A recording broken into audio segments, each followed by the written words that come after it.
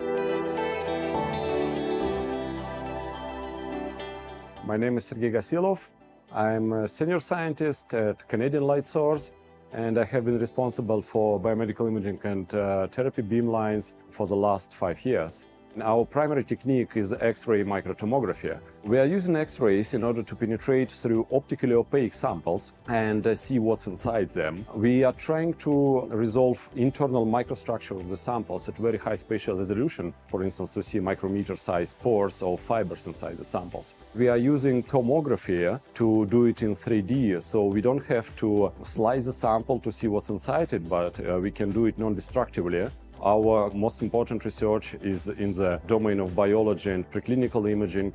Help researchers find better medication against, for instance, cystic fibrosis and osteoporosis. We work a lot with material scientists to design better materials which can later be used either, for instance, in power sources or batteries or medical implants. We have a very strong agricultural program on the Beamline where people try to optimize, for instance, extraction of oil from canola seeds and optimize resistance of different plants. Thanks to the insane number of photons of flux density, we can do scans extremely fast, which is very important when we need to image sensitive samples, which, for instance, dehydrate in the beam. Or we can do actually 4-dimensional tomography, that is tomography with spatial and temporal resolution, which is being exploited by people who want to see what's going on inside the system. So it's not just sample, but it's, for instance, can be operating fuel cell or charging, discharging battery or breathing animal. Lastly, we can do ultra-fast imaging to make a slow motion of very fast processes.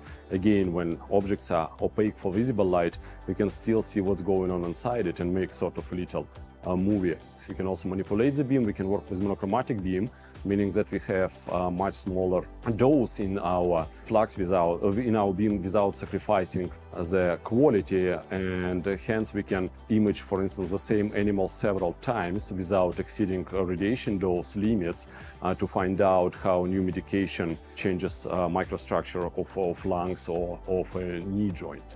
I came to work at c.l.s. because I wanted to implement all my skills and knowledge, which I have accumulated throughout my PhD and postdoctoral research. I have been trained as an experimental physicist. Here in this environment, I can apply my training and my hands-on experience to help other people to conduct fundamental research. I can participate in experiments. I can design new systems and detectors to advance scientific research. If you ever had ideas and necessity in using X-ray microtomography technique for your research, certainly consider reaching out to us. We can discuss your project and we can make it happen.